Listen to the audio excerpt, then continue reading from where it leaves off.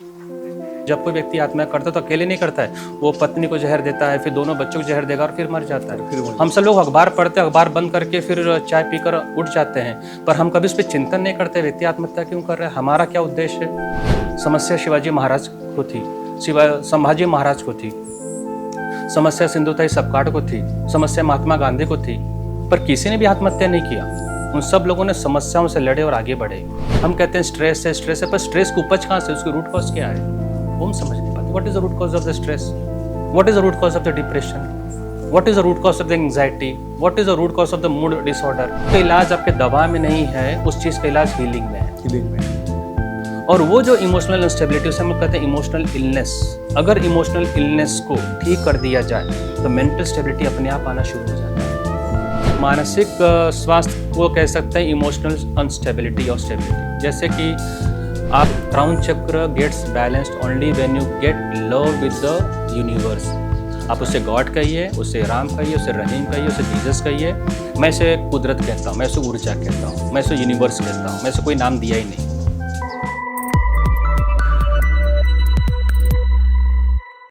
नमस्कार श्रोताओं, स्वागत है कोच किरण पाटिल पॉडकास्ट में, जहां हम बात करते हैं प्रेरणा, परिवर्तन और जीवन के सच्चे अर्थ की। Doctor Satyendra Shukla ji, founder and director Lama Fera international और सुसाइड फ्री इंडिया मिशन के प्रणेता। आज हम जानेंगे कि कैसे एक प्राचीन हीलिंग पद्धति लामा फेरा आज के तनावपूर्ण जीवन में समाधान बन सकती है। डॉक्टर शुक्ला जी, आपका स्वागत है कोच किरण पाटिल पॉडकास्ट में। सबसे पहले आप आए, thank you very much. Thank you so much sir. तो डॉक्टर शुक्ला जी, सबसे पहले जानना चाहेंगे कि आपकी आत्मिक यात्रा की शुरुआत कहाँ से हुई? इसकी शुरुआत अगर कहा जाए तो मैं 2003 से शुरू कर सकता हूँ। मेरा background government engineering college Aurangabad से मैं पास आउट हूँ। उसके बाद मैंने मैनेजमेंट किया मुंबई से। उसके बाद फिर नौकरी की ICICI बैंक, गरवारे पॉलिस्टर, जी टेलीफिल्म्स ग्रुप में भी था मैं।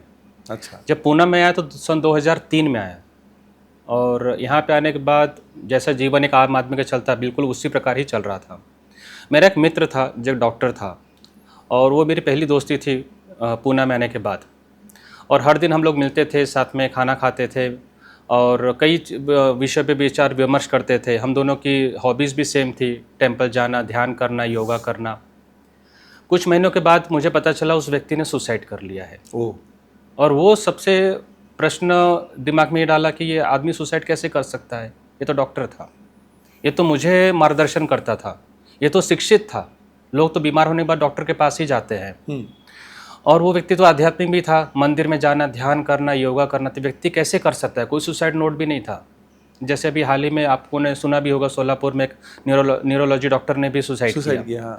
अब ये प्रश्न एक आम आदमी के मन में आता है कि हम जब बीमार होते हैं तो डॉक्टर के पास जाते हैं, पर डॉक्टर कैसे बीमार हो जाते हैं, डॉक्टर सुसाइड क्यों करते हैं, आत्महत्या क्यों करते हैं?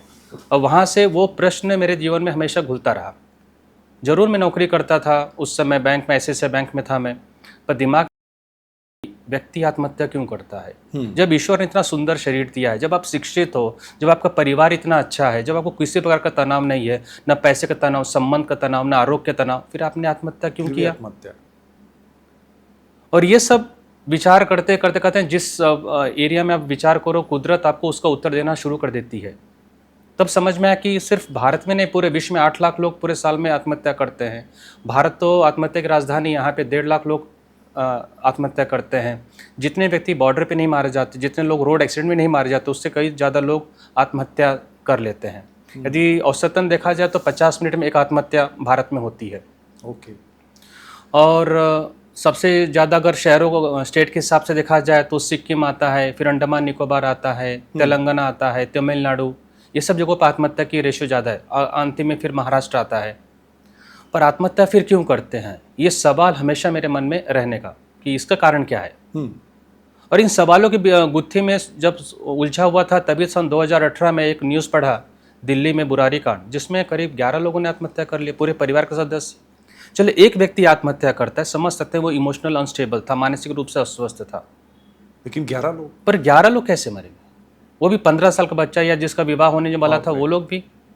मतलब वो व्यक्ति आत्महत्या कर रहा था, या आत्महत्या का बॉम्ब था, सुसाइड बॉम्ब था, उसे हम सुसाइड बॉम्ब कह सकते हैं। 15 साल का व्यक्ति कभी आत्महत्या के बारे में सोच नहीं सकता, फिर उसने अपने आप को हैंग क्यों किया? सन 2022 में सांगली में 9 लोगों ने आत्महत्या की, 2023 में गुजरात में 7 लोगों ने आत्महत्या की। जिसमें 3 बच्चे भी थे जिनकी उम्र 8 साल थी। और अभी हमेशा आप भी अखबार में पढ़ते होंगे कि जब कोई व्यक्ति आत्महत्या करता है तो अकेले नहीं करता है, वो पत्नी को जहर देता है, फिर दोनों बच्चों को जहर देगा और फिर मर जाता है। हम सब लोग अखबार पढ़ते हैं, अखबार बंद करके फिर चाय पीकर उठ जाते हैं, पर हम कभी उस पर चिंतन नहीं करते व्यक्ति आत्महत्या क्यों कर रहा है, हमारा क्या उद्देश्य है, सरकार उसके बारे में क्या सोचती है आत्महत्या के बारे में। सरकार लेकिन महज एक दुर्घटना है, मानसिक विकार है, पर हम उस मानसिक विकार को इस प्रकार से छोड़ दें कि अभी वो विडंबना ऐसी है कि वो अभी वो आग की तरफ फैल रहा है। अब बहुत ही सरल है, अभी यूट्यूब पे लोग जाते हैं या ऑनलाइन जाते हैं, अपना स्क्रीन अपना चैनल ओपन करेंगे और कहेंगे मैं आत्महत्या कर रहा हूँ, मेरी पत्नी ने मेरे साथ ऐसा किया, मेरे पति ने ऐसा किया। और एक व्यक्ति करता है, उसको देख के दूसरा व्यक्ति करता है, एक किसान आत्महत्या करेगा, दूसरा किसान आत्महत्या करेगा, फिर कभी उसे नाम दे देंगे हम लोग अलग अलग चीज़ों का कि उससे ये समस्या थी, वो समस्या थी। समस्या हर किसी को थी, किसी समस्या नहीं थी। समस्या शिवाजी महाराज को थी, संभाजी महाराज को थी, समस्या सिंधुताई सपकाट को थी, समस्या महात्मा गांधी को थी, पर किसी ने भी आत्महत्या नहीं किया। उन सब लोगों ने समस्याओं से लड़े और आगे बढ़े। कोई आत्महत्या किसी भी समाधान नहीं हो सकता किसी भी समस्या का। और उससे बाहर निकलने के लिए फिर मैंने शुरुआत किया कि इसका जड़ कहाँ पर है। तो इसका जड़ पता चला, इसका जड़ जो है वो आपके चक्रास में है, आपके एनर्जी सेंटर्स में है, जैसे कहते हैं प्राणमयी कोशा। अगर हम उस पर काम करना शुरू करेंगे तब जाके हम उस समस्या से संपूर्ण रूप से बाहर निकलेंगे। तब मेरे जीवन का एक ही लक्ष्य हुआ कि मेरा भारत आत्महत्या मुक्त भारत होना चाहिए, सुसाइड फ्री इंडिया। क्या बात है, ये होना चाहिए। और उस लक्ष्य को लेकर फिर मैंने लामा फेरा हीलिंग सेंटर की शुरुआत किया, जिससे मैं लोगों को उस तनाव से बाहर निकाल सकूं, इमोशनल अनस्टेबिलिटी का भावनात्मक बीमारी, उससे बाहर निकाल सकूं। आज भारत में करीब 7 करोड़ लोग इमोशनल अनस्टेबिलिटी से गुजर रहे हैं, 7 करोड़ पीपल। डॉक्टर के पास जब आप जाते हो तो आपके पास कोई शरीर में जब कोई दुविधा होती है, कोई तकलीफ होती है, कोई बीमारी होती है, तब आप जाते हो डॉक्टर के पास। और डॉक्टर आपकी दवाई देता है, आपका बीपी नॉर्मल हो सकता है, आपका किडनी नॉर्मल हो सकता है, आपका हार्ट बीट नॉर्मल हो सकता है, आपका कार्डियक ठीक हो सकता है, आपको फ्रैक्चर हुआ वो ठीक कर सकता है। फिर आप किसी मेंटल बीमारी के लिए जाते हो, कहते मुझे याददाश्त नहीं है, या मुझे पार्किंसन की शिकायत है, या मुझे सिजोफ्रेनिया है, उसके लिए भी साइकेट्रिस्ट और साइकोलॉजिस्ट होते हैं, उसी को कुछ पिल्स दी जाती है, लोग सोना शुरू करते हैं, थोड़ा सा उनके हाव भाव में परिवर्तन आता है, थोड़ा बहुत, ज़्यादा पूरा नहीं होता है। पर कभी आपने सुना है कि कोई इंसान डॉक्टर के पास गया और कहता हो कि डॉक्टर साहब मेरे अंदर आत्महत्या का विचार आ रहा है, मैं उसे कैसे ठीक करूँ, उसके लिए कोई दवा है क्या? कुछ भी दवा नहीं है। क्या कोई पेशेंट जाके कहता है डॉक्टर के पास कि डॉक्टर मेरे अंदर ईर्ष्या द्वेष बहुत है, मुझे नफरत अपनी पत्नी के प्रति, बच्चों के प्रति, उसका कोई दवा है क्या? क्या कोई पेशेंट डॉक्टर के पास जाता है, कहता है मुझे क्रोध बहुत आता है, ऐसा लगता है मैं आत्महत्या कर लूँ या किसी को मार दूँ, इससे कोई दवा है क्या? नहीं। क्या कोई इंसान डॉक्टर के पास जाता है, कहता है मेरे अंदर वासना काफ़ी बढ़ चुकी है, मैं उसे कंट्रोल में करना चाहता हूँ, मेरे लालच बहुत बढ़ चुका है, मुझे अभी परिवार के बारे में नहीं सोचता, मुझे सिर्फ पैसा चाहिए, चाहे मैं चोरी करके लाऊं, चाहे मैं सरकार से चोरी करूं, चाहे मैं इंसान से चोरी करूं, चाहे मैं खून करूं, पर मुझे पैसा चाहिए, लालच। इसके लिए भी दवा, इसके भी कोई दवा नहीं। जब ये सब बीमारी क्या है, इसे कहते हैं इमोशनल अनस्टेबिलिटी। Emotional instability. तो इसको स्टेबल कैसे किया? तो इसको जो स्टेबल किया जाता है, इसके लिए फिर लामा फेरा हीलिंग के लिए हम लोग आते हैं। ये जो बीमारी है, काफी सेलिब्रिटी भी आपके पास आते हैं। यही कारण है कि वो तनाव को हैंडल नहीं कर पाते हैं।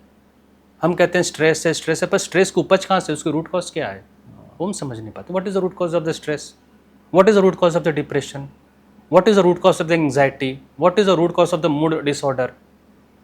मतलब जिस चीज़ का इलाज आपके दवा में नहीं है, उस चीज़ का इलाज हीलिंग में है। और वो जो इमोशनल इंस्टेबिलिटी, उसे हम कहते हैं इमोशनल इलनेस। अगर इमोशनल इलनेस को ठीक कर दिया जाए तो मेंटल स्टेबिलिटी अपने आप आना शुरू हो जाता है। मेंटल स्टेबिलिटी जब आना शुरू होती है, उसके बाद तब आपके अंदर फिजिकल बेनिफिट आना शुरू हो जाता है, यानी कि आपका स्वास्थ्य अपने आप अच्छा शुरू हो जाता है। मतलब अगर मैं अपने क्रोध को शांत कर लूं तो मेरे संबंध अपने आप अच्छे बन जाएंगे। मेरे संबंध अगर अच्छे बन गए तो मुझे कोई व्यसन नहीं लगेगा शराब दारू सिगरेट का, क्योंकि मैं अपने परिवार में खुश हूँ, मैं अपने बच्चों से खुश हूँ, मैं अपनी पत्नी से खुश हूँ। अगर मैं अपने परिवार में खुश हूँ तो मैं बाहर में कोई अराजकता नहीं फैलाऊंगा, मैं कोई वायलेंस नहीं फैलाऊंगा, मैं किसी वायलेंस में शामिल नहीं होऊंगा। तो शुरुआत कहाँ से हुई? मैंने सिर्फ अपने क्रोध पे काम किया। एक बार मेरे अंदर से लालच एकदम कम हो जाए, मेरे अंदर लॉयल्टी बढ़ जाएगी। जहाँ पे लालच कम होता है वहाँ पे लॉयल्टी बढ़ जाती है। लॉयल्टी बढ़ जाएगी कंपनी के प्रति, कल आपका प्रमोशन आसानी से हो जाएगा। कल आप पूरे भाव से आप जिस देश के लिए काम कर सकते हैं, समाज के लिए काम कर सकते हैं, क्योंकि आपके अंदर लालच है ही नहीं।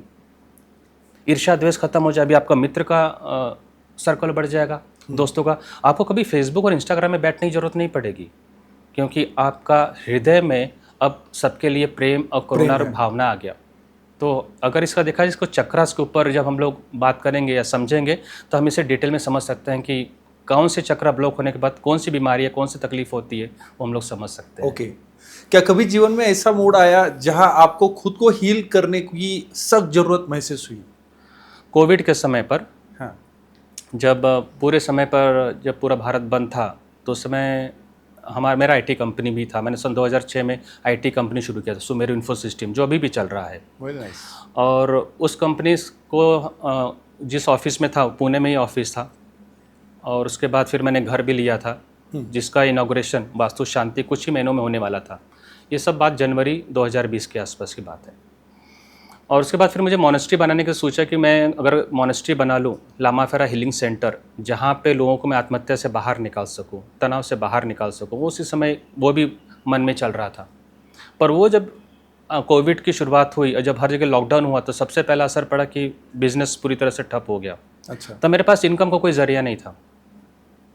मैंने लेटर सीएम को भी लिखा था, मैंने लेटर गवर्नमेंट ऑफिसेज में भी लिखा था कि मैं इस प्रकार का मोनेस्ट्री बना रहा हूँ, जो आत्महत्या मुक्त भारत के लिए बन रहा है, तनाव से मुक्त भारत के लिए बन रहा है।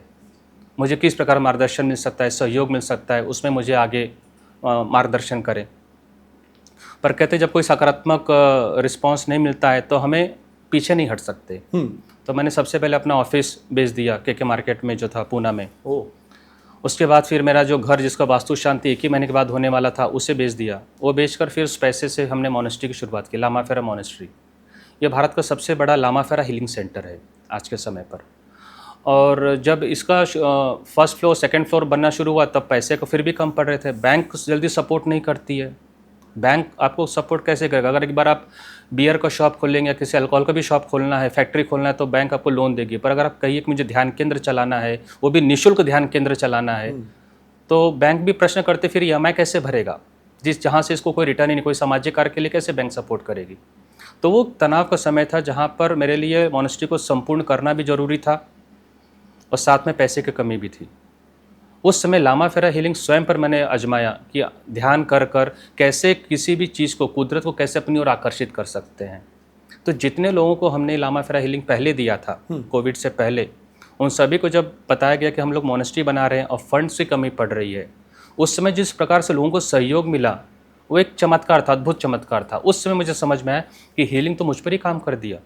आज ये मोनेस्ट्री कैसे कंप्लीट हुआ, आज ये लोगों के ऊपर इतना विश्वास कैसे आया कि मोनेस्ट्री को कंप्लीट करना और हमारा सहयोग चाहिए। तो ये उस समय था जहाँ पे मैं समझ सकता हूँ कि लामा फेरा हीलिंग सचमुच उस समय पर मुझ पर, मेरे पर्सनल लाइफ पे काम किया। एक और आपको अनुभव बताना चाहता हूँ जिसने मेरे जीवन को पूरी तरह से परिवर्तित किया। मैं फुल टाइम लामा फेरा हीलिंग में क्यों रहूँ, फुल टाइम। देखिए, इंजीनियरिंग बैकग्राउंड, उसके बाद मैनेजमेंट करना, हीलिंग में पीएचडी मैंने किया था। एक ऐसा घटना है कि जो व्यक्ति को श्रद्धा हो तो विश्वास करेगा, नहीं श्रद्धा हो तो विश्वास नहीं कर पाएगा। ये बात है 2018 जनवरी 1। मेरा परिवार औरंगाबाद से पूना आ रहा था। मैं उसमें पूना में था, पर मेरा परिवार, मेरे मिसेस, 2 बच्चे और मेरा भाई, वो औरंगाबाद से पूना आ रहे थे। करीब शिरूर के पास इनका दुर्घटना हुई, एक्सीडेंट हुआ। एक्सीडेंट में सिर्फ मेरी बेटी को चोट लगा, मेरी जो बड़ी बेटी है उससे चोट लगा और उससे सर पे ब्लीडिंग होना शुरू हुआ। और जब वो कारेगांव भीमा तक आए तो उसमें वहाँ पे भीड़ और गर्दी काफ़ी रहती है, क्योंकि 1 जनवरी को वहाँ पर गर्दी हमेशा रहती है। वहाँ पर फंक्शंस कुछ रहते हैं, इवेंट रहता है। तो पूना आने में लेट हो रहा था। अब आगे भी ट्रैफिक करीब 2 किलोमीटर तक, पीछे भी 2 किलोमीटर ट्रैफिक, गाड़ी बीच में फंसी है, आप कैसे बाहर निकालोगे? ब्लीडिंग हो गए थे, बच्ची की उम्र मुश्किल से 10 साल की उम्र थी उसकी, तो कैसे समस्या। तो उसमें मेरी पत्नी ने मुझे फ़ोन किया कि ऐसी ऐसी घटना घटी है, हम सब तो सेफ है पर इसे सर पे चोट लगी है, आप प्रार्थना करें। उसमें मैंने प्रार्थना नहीं, हीलिंग किया। तो कहते हैं उसे डिस्टेंस हीलिंग, आंखें बंद करके उस व्यक्ति को ध्यान में रखते हुए कुछ सिंबल्स बनाए जाते हैं, और जैसे बनाया गया एग्जैक्टली 40 सेकंड में ब्लीडिंग रुका, सर का ब्लीडिंग। क्या बात है। रात को 12 बजे लोग नोबल हॉस्पिटल हड़पसर आए, वहाँ पर स्टिचेस, मामूली से स्टिचेस लगे 4। पर डॉक्टर भी हैरान था कि इतने 4 घंटे के दरमियान 8 बजे रात में एक्सीडेंट हुआ था और ये 12 बजे आप लेकर आए हैं, ब्लीडिंग कैसे रुका? कोई भी ब्रेन से रिलेटेड इंजरी हो सकती थी, आईसाइट जा सकती थी, ब्लीडिंग बढ़ सकता था, कॉन्शियसनेस जा सकता था, याददाश्त जा सकती थी, पर इसे बचाया कैसे गया? हीलिंग से। तो उस समय समझ में आया कि डिस्टेंस पे भी हीलिंग काम उतना ही प्रभावी करती है जैसा आप सामने लोगों को करते हो। तो हम तो ये सोचते हैं कि भगवान ही ठीक कर सकते हैं, भगवान की प्रार्थना करो, पर एक इंसान के अंदर भी भगवान की शक्ति होती है। जब आप ये कहते हो कि ईश्वर मेरा परम पिता है, ईश्वर आपका परम पिता है, तो उसके संतान के अंदर भी परम पिता के गुण होने चाहिए। अगर परम पिता का डीएनए आपके अंदर नहीं है तो आप कैसे उसके संतान हुए? कहते हैं ना कि ये मेरा पिता है, तो आप कैसे मैच करते हो? डीएनए से मैच करते हो। तो अगर आपके अंदर भी हीलिंग पावर होनी चाहिए जो परम पिता में है, पर वो हीलिंग पावर को इन्वोक किया जाता है साधना के द्वारा, ध्यान के द्वारा, एक अच्छी नियतक द्वारा, और वो शक्ति सब में रहती है। पृथ्वी पे जितने भी जन लोग हैं सब में, पर उसको कोई व्यक्ति उसको इन्वोक नहीं करता है। अगर उसे इन्वोक किया जाए तो उसके अंदर हीलिंग की पावर रहती है। अपनी समस्याओं के बाहर समान स्वयं निकल सकता है, अपने घर के लोगों को बचा सकता है। और उस दिन मैंने संकल्प लिया कि जो चीज़ अगर मैं अपने बच्चों को बचा सकता हूँ ऐसी समय पर, डिस्टेंस पर, तो क्यों ना दूसरा व्यक्ति भी तो अपने जीवन में किसी को भी बचा सकता है। और तब मैं फुल टाइम हीलिंग में आने के लिए फिर मैं 2019 से मैं फुल टाइम हीलिंग में फिर आया कि मैं 100% मैं हीलिंग में ही रहूँगा, और इससे मैं इसका प्रचार मैं लोगों को करूँगा ताकि हर कोई व्यक्ति अपने घर के लोगों को ठीक कर सके, स्वयं को भी और दूसरों को भी। लामा फेरा शब्द क्या अर्थ है और यह कितनी पुरानी प्रणाली है? लामा फेरा हीलिंग ये 2500 साल पुराना है। लामा का अर्थ होता है गुरु, फेरा का अर्थ होता है टेक्निक। जब भगवान बुद्ध थे तब से लोगों को हीलिंग की शुरुआत हुई थी। तो उन्होंने ध्यान से आनापान सती ध्यान, बोधिसत्व प्राप्त होने के बाद फिर वहाँ से लामा फेरा हीलिंग की भी शुरुआत हुई थी। अरे पहुँचते पहुँचते अब लामा फेरा हीलिंग फिर तिब्बत में गया, तिब्बत के बाद फिर भारत में आया। भारत में आने के बाद फिर इसका प्रचार प्रसार लोगों में होने लगा। शुरुआत इसकी भारत में श्री एस के सैनी जी ने किया था, तो उन्होंने इसकी शुरुआत किया। उसके बाद फिर ये हर लोगों तक ये पहुंचा। पर इसके जिसने सही में साधना किया है, सही ढंग से इसको उपयोग किया है, तो इसका रिजल्ट उसे 100% मिला है। जिस लोगों ने इस चीज़ को, जैसे कि रेकी हीलिंग हुआ या कोई और हीलिंग हुआ, जिसको इसने एक व्यापार बना दिया है, तो उसमें उसका परिणाम नहीं आता है। हीलिंग को जितनी शुद्धता रखी गई थी, प्योरिटी रखी गई, ऑथेंटिसिटी, उतना परिणाम अभी भी आ रहा है जैसा पहले आता था 2500 साल पहले। अच्छा। पर जब अगर उसमें उसको डाइल्यूट कर दिया जाए, मिलावट कर दिया जाए, या अपनी चीज़ें सोच के डाल दिया जाए आपके कंफर्ट जोन के हिसाब से, तब वहाँ पे हीलिंग का प्रभाव खत्म हो जाता है और लोगों के मन में फिर उसके प्रति आस्था कम हो जाती है, उस लामा फेरा हीलिंग के प्रति, क्योंकि तब वो काम करता नहीं, तब केवल मजाक का सोस्त्र बन जाता है। करेक्ट। उदाहरण के तौर पे डॉक्टर मिकोसे ने रेकी हीलिंग की शुरुआत किया था। डॉक्टर मिकोसे जापान में शुरुआत किए थे कि लोग जब इसे हीलिंग दे तो लोगों के अंदर परिवर्तन आए, स्वास्थ्य से रिलेटेड परिवर्तन। वो भी चक्रस पे ही काम करते हैं। ओके। सारे हीलिंग चक्रस पे ही काम करते हैं। और हीलिंग की सरल परिभाषा है to balance the 5 elements in the body. शरीर के 5 तत्व को संतुलित करने को हीलिंग कहा गया है। और हमारे शरीर में 112 चक्रस होते हैं। 7 प्रमुख होता है, 5 हमारे शरीर के ऊपर होते हैं। टोटल 112 चक्रस होते हैं। ये मैंने अपनी किताब द मिरेकल ऑफ चक्रस उसमें मेंशन किया है। किताब का नाम क्या है? The miracle of chakras. Okay. और जब रेकी भारत में आया तब लोगों को एक लेवल था, level 1, level 2, level 3, level 4, level 5। और अभी जो देखा जाए, आप 2 दिन में ऑनलाइन लेवल सीख सकते हैं, आप ग्रैंड मास्टर बन सकते हैं 2 दिन में। वहाँ पर उस चीज़ की कहते हैं कि उस चीज़ का वैल्यू ख़त्म हो गया। उस चीज़ के प्रति जो श्रद्धा थी वो समाप्त हो गई, और वहाँ से फिर हीलिंग के प्रति लोगों का विश्वास कम होते गया। इस चीज़ को वापस उठाना था, वापस बताना कि हीलिंग सचमुच क्या थी, क्या सचमुच ये साइंस है या सुपरस्टिशन। इसके लिए फिर लामा फेरा मोनेस्ट्री का निर्माण करना मेरे लिए ज़रूरी था। अच्छा। कि हर व्यक्ति हीलिंग को एक श्रद्धा की नज़र से ही ना देखें, एक विज्ञान की नज़र से भी देखें। और जब इस विज्ञान की नज़र से हो तो आपके अंदर श्रद्धा जितनी बढ़ेगी उतना आपके अंदर मिरेकल्स आपकी लाइफ में आएंगे। करेक्ट। तो इसलिए फिर लामा फेरा मोनेस्ट्री बना और लामा फेरा हीलिंग की हमने इसमें फुल टाइम शुरुआत किया। अच्छा, आपकी नज़र में मानसिक और आध्यात्मिक स्वास्थ्य के बीच में क्या संबंध है? मानसिक स्वास्थ्य को कह सकते हैं इमोशनल अनस्टेबिलिटी और स्टेबिलिटी। जैसे कि आप के अंदर क्रोध काफ़ी आता है, आप कोई छोटी छोटी बात पे आप चिढ़ जाते हो, आपका मूड स्विंग होता है, सुबह कुछ अलग रहते हो, शाम में अलग रहते हो। ट्रू। आपका मानसिक स्वास्थ्य बराबर नहीं है। आप शारीरिक रूप से स्वस्थ हो, आपको कोई बीमारी नहीं है, पर आपको अपने जूनियर्स को लेकर आपको ईर्ष्या होती है, आपको सीनियर के लेकर ईर्ष्या होती है, आप ऑफिस में जो पॉलिटिक्स करते हैं, निंदा करते हैं, वो मानसिक स्वास्थ्य की बीमारी है कि आप मानसिक रूप से अस्वस्थ हो, उसे कहते हैं मानसिक अस्वस्थता। आध्यात्मिक स्पिरिचुअल किसे कहते हैं? तो उसको सोल्यूशन क्या है? उसका सोल्यूशन हम लोग चक्रास पे जब बात करेंगे तो सोल्यूशंस भी आ जाएगा उसको, क्योंकि चक्रास में ही समस्या भी है, समाधान भी है। अभी हम लोग इसके ऊपर चक्र के ऊपर बात करने वाले हैं। और जो स्पिरिचुअल कहते हैं स्पिरिचुअल लाइफ का मतलब ये, क्या आपके पास समाज के लिए और देश के लिए क्या कोई ब्लूप्रिंट है? अगर नहीं है तो मैं आध्यात्मिक व्यक्ति नहीं हूँ। I am a religious person but not a spiritual person. एक रिलीजियस और आध्यात्मिक में फ़र्क होता है, रिलीजियस में, स्पिरिचुअल पर्सन में। तो अगर इंसान स्टेबल हो जाए, मानसिक, जो आपने प्रश्न कहा, जो अगर इंसान मानसिक रूप से पूरी तरह से स्वस्थ हो जाए, वो आराम से स्पिरिचुअल पर्सन बन सकता है। और चूंकि वो नहीं स्वस्थ हो पाता, इसलिए उसके और स्पिरिचुअलिटी के बीच में गैप रहता है। और मैं emotionally unstable person can not be A spiritual person. He can be religious but not a spiritual person. आज की तेज भागदौड़ में लोग खुद से कटते जा रहे हैं, ऐसे में इनर हीलिंग क्यों जरूरी है? इनर हीलिंग क्यों जरूरी है? बहुत ही सरल सा उत्तर है। आपके पास सर कौन सी व्हीकल है? 4 व्हीलर आप यूज करते होंगे। आप उसकी सर्विसिंग कब कराते हैं? सर्विसिंग एक 10,000 किलोमीटर होने के बाद। आप उसे पूरा 1 लाख किलोमीटर के बाद सर्विसिंग क्यों नहीं कराते हैं? आप करा सकते हैं ना। क्या होगा? ज़्यादा ज़्यादा वेयर एंड टियर होगा, स्पेयर पार्ट बदलना पड़ेगा, लाइफ खत्म हो जाएगी। लेकिन वो परफॉर्मेंस नहीं देते, परफॉर्म नहीं दे पाएंगे, सुरक्षित नहीं रहेगा। जब आप हाईवे पे चलाएंगे कोई भी फेलियर हो सकता है। इनर हीलिंग का मतलब क्या? आप अपने बॉडी का सर्विसिंग, मेंटेनेंस, रिचार्ज क्या आप डेली रूप में करते हैं? नहीं, उससे कहते हैं इनर हीलिंग। अच्छा। अगर मैं उसे आप बाहर से शरीर धोते तो बाहर से तो आप भी अपनी मर्सिडीज बेंज को धो रहे हैं प्रतिदिन। आपका व्यक्ति आत्मा होगा, सफाई करके जाता होगा। मर्सिडीज की कीमत भी 60 लाख के ऊपर होती है। आप गाड़ी को मेंटेन कर रहे हैं, पर आपका शरीर तो करोड़ों से ऊपर है। करोड़ों से ऊपर है। आप मर्सिडीज के लिए स्पेशल आप पार्किंग स्पेस बनाते हैं, स्पेशल ड्राइवर रखते हैं, हर चीज़ मेंटेन करते हैं, उसका समय से पहले इंश्योरेंस करा लेते हैं। आप उसको सर्विसिंग भी आप शोरूम में कराते हैं मर्सिडीज का। हाँ, और आप जरा भी नेगोशिएशन नहीं करते जब सर्विसिंग की बात आती है मर्सिडीज की। बिल्कुल उसी प्रकार क्या इंसान भी अपने लिए सर्विसिंग करता है? हाँ। आप कभी भी उसमें पेट्रोल ही डालते हैं, वो भी खासकर पावर पेट्रोल डालते हैं। कभी उसमें डीजल और केरोसिन क्यों नहीं डाला आज तक? क्योंकि 60 लाख की गाड़ी है आपकी। हम लोग क्या करते हैं? हम अपने शरीर में पिज्ज़ा डालेंगे, बर्गर डालेंगे, हम डाइल्यूटेड चीज़ डालेंगे, हम चाय डालें, अल्कोहल डालते हैं उसमें, हम उसमें स्मोकिंग डालते हैं।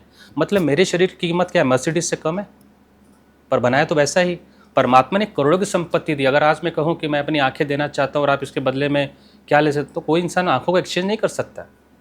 तो inner healing in simple term is अपने अंदर कैसे खुद को मेंटेन, रिचार्ज, अच्छा, खुद को करते हैं upgrade, that is inner healing. आपके जीवन का वो पहला क्लाइंट कौन था जिसने आपको भरोसा दिलाया कि यस हीलिंग वर्क्स? वही मेरी बेटी, जिसका मैंने नाम बताया कि जो एक्सीडेंट हुआ था, जो दुर्घटना हुई थी, जिसमें उसने मुझे भरोसा दिलाया। She was my first customer जिसे कह सकते हैं, जिस पे मैंने ट्राई किया और उस पर काम किया। फैंटास्टिक। चक्र बैलेंसिंग क्या होता है? ये शब्द हम अक्सर सुनते हैं, इसकी असली समझ क्या है?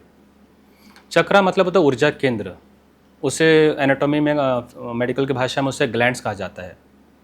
अब देखिए, हमारे शरीर में 112 चक्रास होते हैं, 7 प्रमुख होता है शरीर के अंदर, 5 शरीर के ऊपर रहता है। तो इस प्रकार से 12 प्रमुख रहते हैं। इसे एनर्जी सेंटर्स, ग्लैंड। जैसे थायराइड ग्लैंड होता है तो आपके थ्रोट चक्र को करता है बैलेंस। पेनक्रियास ग्लैंड रहता है, आपके पेट के लेवल पे रहता है। तो उस प्रकार हम लोग 7 ग्लैंड के मैं आपको शॉर्ट में, ब्रीफ में बताता हूँ। इसमें आपको सारे जीवन की समस्याओं का दर्पण मिल जाएगा। यदि इसे कोई भी समझ ले, इस 7 चक्रास को, विद इन 5 मिनट्स, तो अपने समस्याओं का समाधान स्वयं निकाल सकता है। क्योंकि इसी के अंदर ही आपके सारे दुख दर्द का कारण भी छपा है, निवारण भी छिपा है। शुरुआत करते हैं मूलाधार चक्र, जहाँ पे रीढ़ की हड्डी जब आपकी समाप्त होती है, सबसे लोएस्ट जो बेस ऑफ द चक्र जो होता है, दैट इज मूलाधार चक्र। मूलाधार चक्र अगर ब्लॉक हो जाए, अनबैलेंस हो जाए, तो सबसे पहली चीज़, इंसान कर्ज में आ जाता है, लोन पे आ जाएगा, वो डेप्ट पे रहेगा। एक लोन को भरने के लिए दूसरा लोन यूज़ करेगा, वो क्रेडिट कार्ड हमेशा यूज़ करेगा। पैसा है फिर भी क्रेडिट कार्ड यूज़ करेगा, मतलब उसके अंदर लोन की मेंटेलिटी रहेगी। और उसके पास सेविंग कम होगा। अगर कोई विद्यार्थी है तो वो अनस्टेबल रहेगा पढ़ाई लिखाई में। यह इंसान कभी भी समय का कमिटेड नहीं होता है, टाइम का कमिटेड नहीं होता है। एक अभी भी आप इससे पूछे आप कब मिलना चाहोगे, बोले 3 और 4 के बीच में आता हूँ ना। 3 या 4, वो 3 या 4 के बीच में बोल नहीं पाता है। 3 या 4 आप उसे स्पष्ट कहिए, तो मूलाधार चक्र इसका अनबैलेंस्ड है। ये व्यक्ति को घुटने का दर्द की शिकायत होना, वेरिकोज वेन्स होना, थाइस में पेन होना, खास में जॉइंट्स पेन होना, जिन्हें स्वाभाविक रहता है बायोलॉजिकली। और दूसरे लेवल पे अगर साइकोलॉजिकली देखा जाए तो ये इंसान कभी भी स्टेबल नहीं रहेगा किसी भी बिजनेस में, किसी भी जॉब पे। कभी इस जॉब पे जाएगा, कभी दूसरे जॉब पे, कभी थर्ड जॉब पे, हमेशा स्विंग करते रहते हैं। क्योंकि कहीं भी ये अपने लक्ष्य को देख नहीं पाते हैं उस चीज़ पे। दे आर मेंटली अनस्टेबल जिसे आप कहते हो, बिकॉज ऑफ द रूट चक्र अनबैलेंस। अच्छा, अब आते हैं सैक्रल चक्र पे। स्वादिष्ठान चक्र नाभि से 2 इंच नीचे रहता है। सर, अगर ये चक्र अनबैलेंस हो जाए तो सबसे पहली चीज़ जिसे आप लोग आरोप हमेशा लगाते हैं, अब उसके प्रति आपके मन में कंपैशन भी रहेगा ये व्यक्ति शराब, दारू, सिगरेट, व्यसन की आदी हो जाएगा, एक्स्ट्रा मेटल अफेयर के आदी हो जाएगा साइकोलॉजिकली। और आप कहोगे देखो कितना इंसान नशेड़ी है, पर आप जानते हैं उसका सैक्रल चक्र अनबैलेंस है, स्वादिष्ठान चक्र उसका असंतुलित है। ये व्यक्ति हर 10 मिनट में मोबाइल चेक करेगा, मोबाइल एडिक्शन। कई बार पेरेंट्स कहते हैं कि मेरा बच्चे को मोबाइल एडिक्शन नहीं जा रहा है तो आप ये समर कैंप करा लो, आप माइंड पावर वर्कशॉप करा लो, आप धागा ताबीज पहना लो, आप ये क्रिस्टल जेमस्टोन पहना लो, बिल्कुल काम नहीं करेगा। आप उसके स्वादिष्ठान चक्र पे काम कीजिए। अगर हर 15 मिनट अगर आप मोबाइल चेक कर रहे हैं, बल्कि आपको नोटिफिकेशन भी नहीं आ रहा है, आपका सैक्रल चक्र असंतुलित है, अनबैलेंस्ड है। अच्छा। तो एडिक्शन सिर्फ शराब, दारू, सिगरेट या उसको ही नहीं कहते हैं, it is also the mobile addiction. Mobile addiction. कई बार लोगों का एडिक्शन रहता है कि वो हाथ धोना है तो धोते रहते हैं, नहाना तो नहाते रहते हैं, ये भी प्रकार का एडिक्शन है। और जैसे हम लोग कहते हैं मेंटली बीमार है, नहीं, वो उसी चीज़ को बारंबार रिपीट कर रहा है, बारंबार रिपीट कर रहा है, जानते हुए भी मैं जो कर रहा हूँ गलत कर रहा हूँ। क्या व्यक्ति जो सिगरेट पीता है, क्या उससे पता नहीं कि हानिकारक लिखा है उसके ऊपर, फिर भी पीता है उससे? क्या लोगों को पता नहीं कि अल्कोहल पीने से लीवर खराब होता है, फिर भी पीता है? उसका जब स्वादिष्ठान चक्र असंतुलित रहता है, वो व्यक्ति ये सब एडिक्शंस के प्रति वो हमेशा एक्सेप्टेड रहेगा। ये होगा साइकोलॉजिकली। बायोलॉजिकली देखा जाए, मेंसेस इश्यूज नॉर्मल नहीं है, मेंस्ट्रुअल साइकिल डिस्टर्ब हो जाता है, आईवीएफ फेल हो जाता है, बच्चा डिले हो जाता है, बच्चा कभी बार अबॉर्ट हो जाता है। क्यों? सैक्रल चक्र अनबैलेंस है। अच्छा। इसका तो सैक्रल उसको चक्र बैलेंस अनबैलेंस करने है। के लिए क्या? वो हम लोग इस पे लास्ट में आते हैं कि उसको कैसे बैलेंस किया जाता है। आप इससे हम लोग सिर्फ कारण समझ लेते हैं, इसकी वजह से ये हो रहा है। हाँ। तो कल मैं परमात्मा को दोष न दूं कि मुझे संतान क्यों नहीं हो रहा है, मेरा स्पर्म काउंट इश्यूज क्यों है, मेरा एग काउंट इश्यूज क्यों है, तो मुझे बार बार शादी का भी इशू क्यों आ रहा है कि मैं शादी नहीं हो पा रही, शादी डिले हो रही है, या मुझे शादी को लेकर डर क्यों बना रहता है मन में, एक्स्ट्रा मेटल अफेयर्स बाहर क्यों हो रहे हैं? तो कारण है आपका स्वादिष्ठान चक्र संतुलित है, सैक्रल चक्र आपका अनबैलेंस है। वाटर एलिमेंट्स कहते हैं जल तत्व। अच्छा। मूलाधार आपका है पृथ्वी तत्व, यह आपका जल तत्व। तो कहते हैं कि जब लेडीज़ का ऐसे हार्मोनल इश्यूज आते हैं तो उसमें एक छोटा सा एडवाइस देते हैं, आप ये हीलिंग का पार्ट है कि आप स्विमिंग लगा लो, जल तत्व बढ़ाना है, स्विमिंग करो। जब आप स्विमिंग करते हैं तो आपके बहुत सारे मेंस्ट्रुअल इश्यूज अपने आप रिजॉल्व होना शुरू हो जाता है। फिर डाइट में चेंजेस लाया जाता है, हीलिंग में चेंजेस लाया जाता है, योगा में चेंजेस लाया जाता है। वो मैं आपको इस 7 चक्र के बाद आपको मैं इसके बारे में बताता हूँ। तीसरा चक्र आता है सर मणिपुर चक्र, सोलर प्लेक्सस। ये अग्नि तत्व है, ये आपके नाभि के पास रहता है। ये सारे चक्र जो है आपके सारे स्पाइन पे रहते हैं, कोई सामने नहीं रहता, स्पाइन पे रहता है। आप कभी देखिए आपको कोई भी तकलीफ होती है तो कमर में दर्द ज़्यादा होता है, या तो लोअर बैक, या तो सेंटर में, या तो हार्ट के पीछे। समझ नहीं पाते वहीं पे क्यों तकलीफ हो रही है। तो आप कई बार लोग कहते हैं वात असंतुलित है, वात की वजह से हो रहा है। वास्तव में चक्र आपका अनबैलेंस होना शुरू हुआ है और आपको एग्जैक्टली पीछे वहाँ पर पेन होना शुरू हो जाता है। ओके। सोलर प्लेक्सस मणिपुर चक्र अगर ब्लॉक ये अनबैलेंस हो जाए तो सबसे पहली चीज़, इंसान के अंदर कॉन्फिडेंस लेवल एकदम कम हो जाएगा। आप उसे कितना कहा you can win, you can do it, you can do it, जैसे हम लोग कहते हैं अफर्मेशन में, पॉजिटिव अफर्मेशन में, वो कहता तो जरूर है, बाहर से कहता, अंदर से नहीं कह पाता है। वो अंदर से उसका चक्र अनबैलेंस्ड है।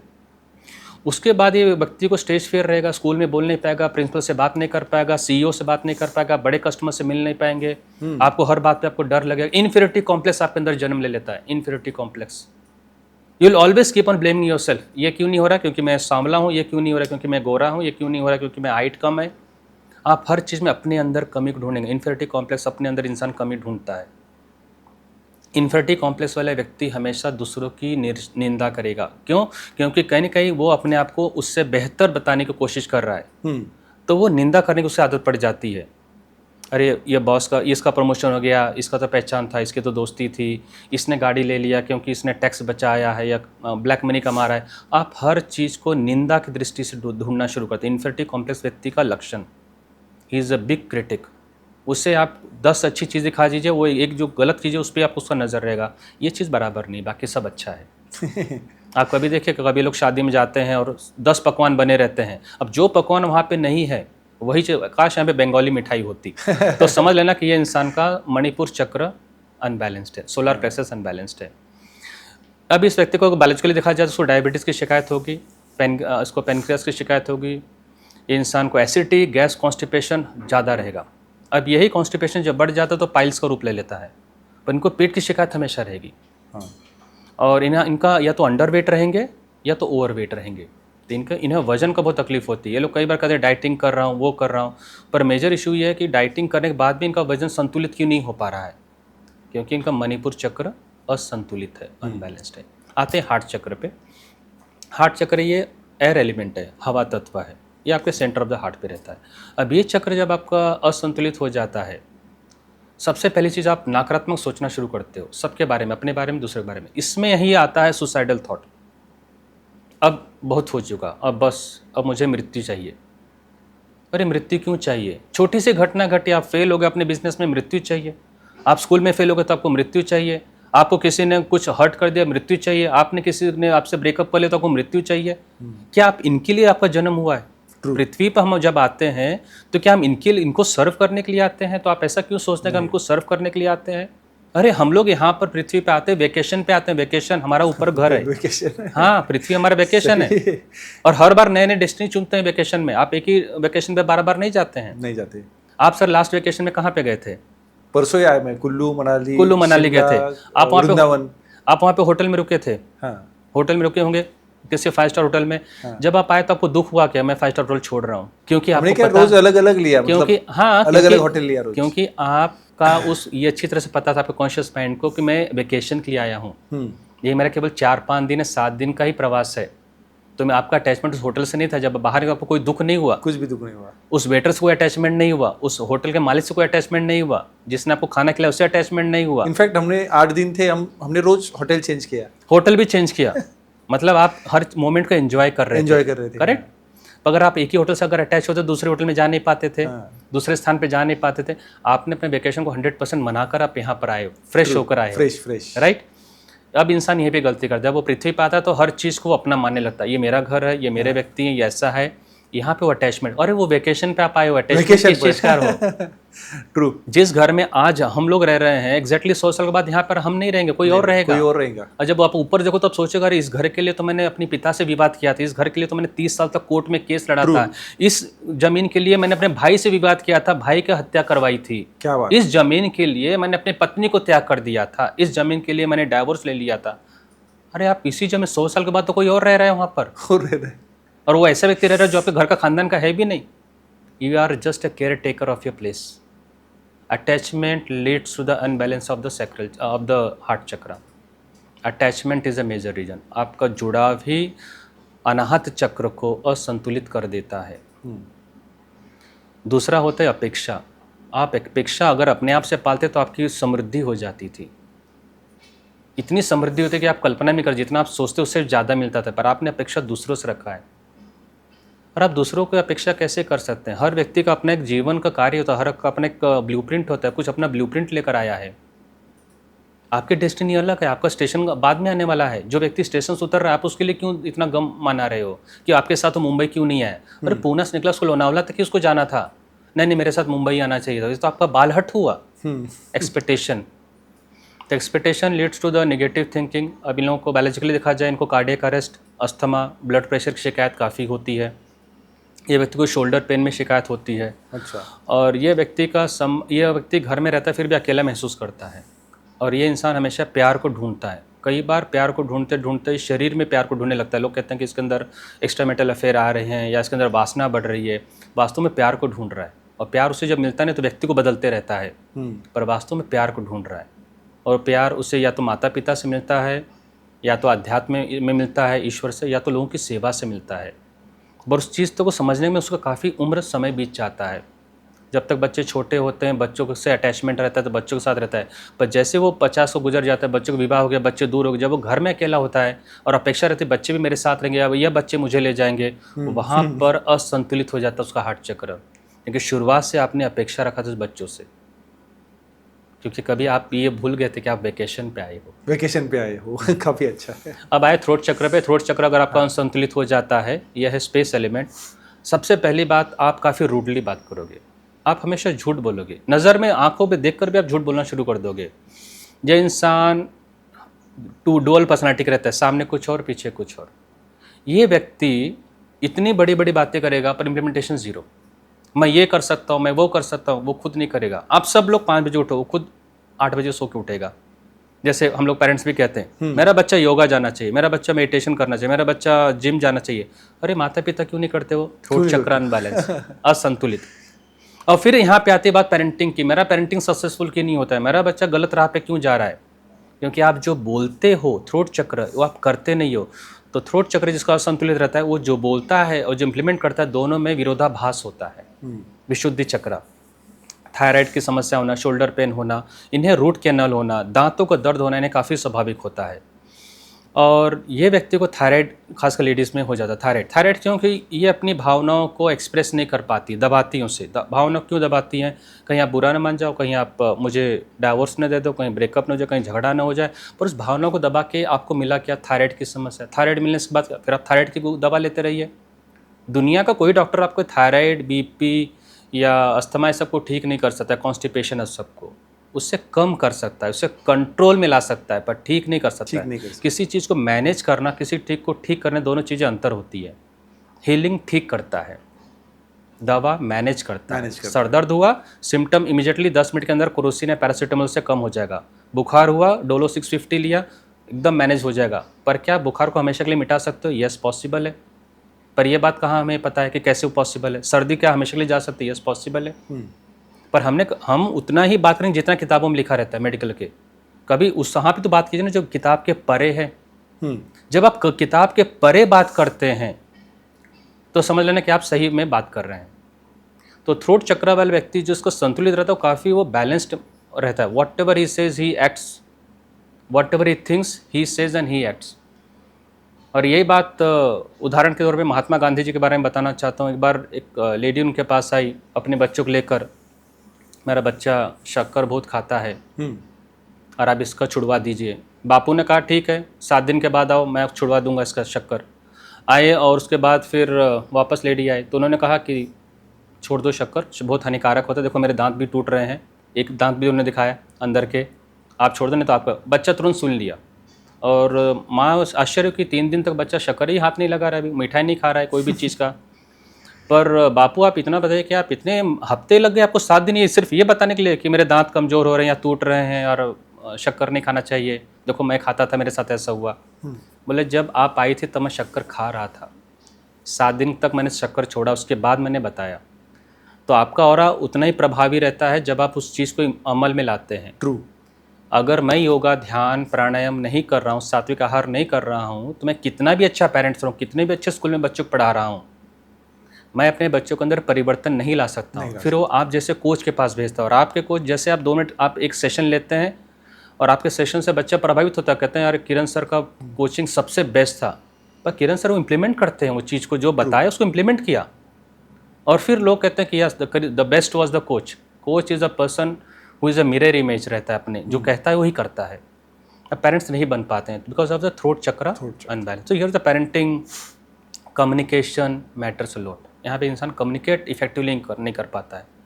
And they speak a lot, they communicate a lot, पर वो चीज़ को, प्रोडक्ट को सेल नहीं कर पाते हैं because somewhere the other their heart is missing. एक बार मैं गाड़ी लेने गया था टोयोटा की, मैंने इनोवा कार जब ली थी तो मैंने व्यक्ति से पूछा कि आप जो सेल्स में जो बता रहा था डेमोस्ट्रेशन देकर कि गाड़ी बहुत अच्छी है, ये है वो, मैं कहा कि आपने क्यों नहीं लिया? आपके पास कौन सी गाड़ी है? तो सर मेरे पास वैगनआर है।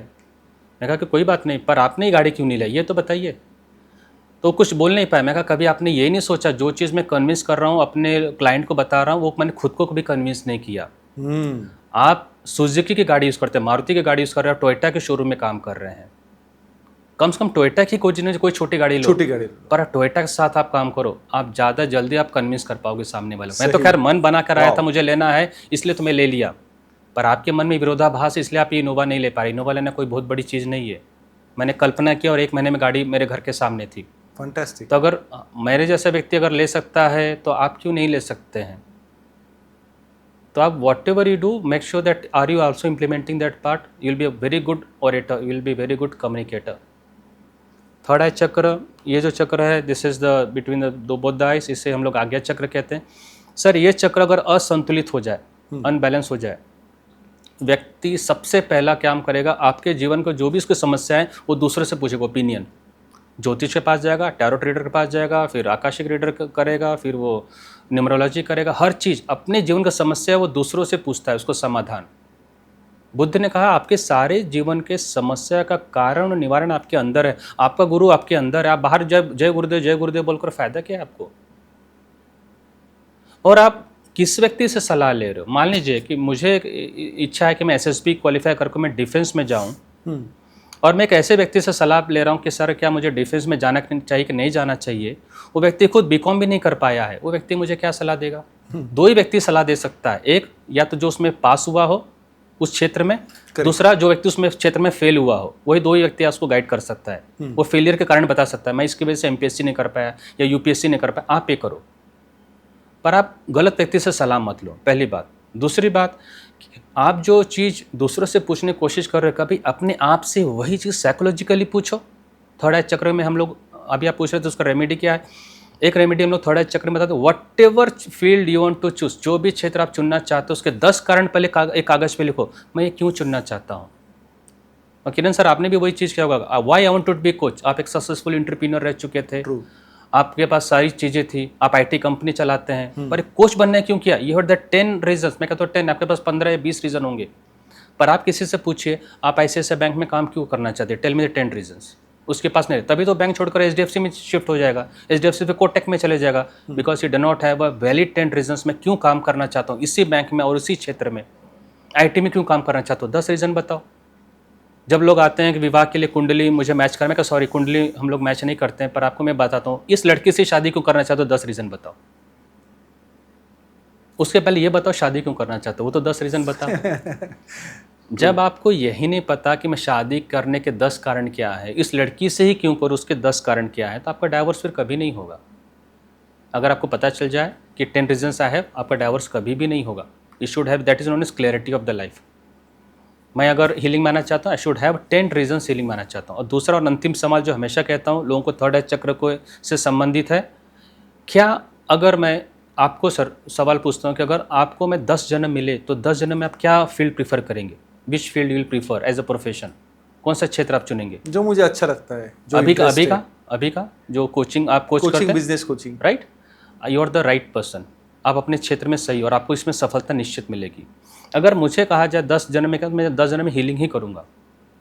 मैं नहीं कहूँगा मुझे व्यापार करना है या मुझे मुकेश अंबानी बनना है, नहीं, या मुझे कोई इंजीनियरिंग का काम करना है। हालांकि मेरा इंजीनियरिंग बैकग्राउंड है, पर मैं इंजीनियरिंग सेकेंड टाइम नहीं बनना चाहता हूँ। बिल्कुल उसी प्रकार अगर आप ये सोचेगा आप जो प्रोफेशन कर रहे हो, अगर वो 10 जन्म में भी वही करना चाहोगे, आपका पैशन और प्रोफेशन मैच है। जिसका पैशन और प्रोफेशन मैच रहता है वही ये उत्तर देगा। You are the right means you are the right. जब मैं हीलिंग क्षेत्र में, तभी लोगों ने कहा इंजीनियरिंग किया है, एमबीए किया है, पीएचडी किया, और ये क्या कर रहा है, ये तंत्र मंत्र, ये कोई पूजा पाठ, ये प्रीस्ट वाला काम। मैं कहा सॉरी, इन सब की डेफिनेशन आपकी 5 साल में चेंज हो जाएगी। और आज जर्मनी से मेरे पास कस्टमर आते हैं हीलिंग सीखने के लिए, लंदन में आते हैं, मॉरिशस से आते हैं, मेरे पास फॉरेन कस्टमर्स की ज़्यादा है। क्यों आते हैं? क्योंकि उन्हें कहीं साइंस कन्विंस हो चुका है कि this is not a superstition, this is not any tantra mantra, this is not any ritual, this is a science beyond science. 7वां चक्र जो प्रमुख होता है सर के ऊपर, अगर ये चक्र अनबैलेंस हो जाए तो इंसान को अल्जाइमर, डिमेंशिया, याददाश्त की शक्ति चली जाती है। ये इंसान मूड स्विंग होता है, इससे कई बार डुअल पर्सनालिटी, दो तीन चीज़ें दिखना एक साथ शुरू कर देती है। और ये व्यक्ति कभी भी, सबसे खास देखिए, ये व्यक्ति कभी भी ध्यान नहीं करता है। आप इसे ध्यान करने के लिए बैठेंगे भी तो व्यक्ति के मन में हजारों विचार आएंगे। इसका क्राउन चक्र असंतुलित है। ये व्यक्ति को जिम कह दीजिए जिम करेगा, योगा कह दीजिए योगा करेगा, रनिंग कह दीजिए रनिंग करेगा। ये व्यक्ति को कह दीजिए कि आपको वेट लिफ्टिंग करना, वो भी करेगा। Swimming, yes I can do it, और परफेक्ट भी हो जाता। पर उसे कहिए बस केवल 10 मिनट तक आंखें बंद करके थॉटलेस आप बैठे रहो, वो भी रोज बैठो, एक दिन नहीं, रोजाना बैठो। मन को कंट्रोल नहीं कर पाता, आपके विचारों को कंट्रोल आप नहीं कर पाते हैं, इसलिए आपके डेस्टिनी आपके कंट्रोल में नहीं रहती है। और बस यही व्यक्ति, और ऐसे व्यक्ति 90% में आते हैं जिसका क्राउन चक्र संतुलित रहता है, कि ये लोग मेडिटेशन नहीं कर पाते हैं। अगर मेडिटेशन करना शुरू कर दें तो इनकी ऊर्जा, इनकी फ्रीक्वेंसी कुदरत के साथ अपने आप मैच हो जाता है, फ्रीक्वेंसी अलाइन हो जाता है।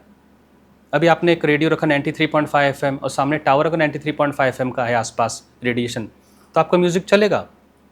पर अगर टावर ही नहीं है तो मतलब फ्रीक्वेंसी मैच नहीं हो रही है। मेरा आपका मोबाइल रेंज में, इसलिए हम लोग बात कर पा रहे हैं। मोबाइल में रेंज ना हो तो मेरी शरीर जो परमात्मा ने बनाया, अगर वो कुदरत के रेंज में नहीं है तो मेरी विश पूरी नहीं होती है। तो second thing is your wish gate delayed. तो लोग कहते हैं ना कि मैं भी मंदिर में जाता था, ये भी मंदिर में जाता, पर इसने सुसाइड कर लिया, इस इंसान ने सुसाइड नहीं किया, इसकी विश क्यों नहीं पूरी हुई? आज अगर मंदिर में जाने से या कोई चीज़ पहनने से अगर सारी विश पूरी होना शुरू हो जाती थी तो बात ही अलग कुछ होती थी। तो ऐसा कुछ होता नहीं, आपकी विश इसलिए पूरी आपका आपका क्राउन चक्र बैलेंस नहीं होता है। इसलिए हमारे पूर्वज कहा जाते हैं जब भी आप मंदिर में प्रवेश करें, सबसे पहला चीज़ मौन की शुरुआत करें। आप लाइन में लगे तो सबसे पहले आप मौन में आ जाइए। आपके आसपास कौन है, आपके साथ कौन है, उसका आपका मतलब नहीं, आप और परमात्मा एक। जब आप मंदिर में जाते हो तो एक पिरामिड के आकार के अंदर आप प्रवेश करते हो, जो कि हाईली एनर्जाइज सेंटर रहता है, गर्भगृह। आप वहाँ पे बैठ के 10 मिनट ध्यान करो, इसलिए ध्यान केंद्र बनाए गए थे। क्योंकि या तो उसके आसपास जब आप फेरा लेते हैं भगवान की मूर्ति का, तो आप उनके ऑरा में रहते हैं। जब आप आंखें बंद करके ध्यान करते हैं या उस देव का जाप भी करते हैं, आपकी एनर्जी सेटल होना शुरू, आपके चक्रस बैलेंस होना शुरू हो जाते हैं। पर हम लोग ध्यान नहीं करते हैं। हम 3 घंटा लाइन में प्रीफर करेंगे खड़ा होना, 3 घंटे तक हम लोग बात करते रहते उस लाइन में। और कहते भी बड़े गर्व से, तिरुपति बालाजी गया था, 18 घंटे लाइन में था, अरे बहुत गर्दी थी। दर्शन कितना हुआ? मुश्किल से 30 सेकंड में नहीं हुआ था आपका दर्शन। आपको संतुष्टि कहाँ से मिली?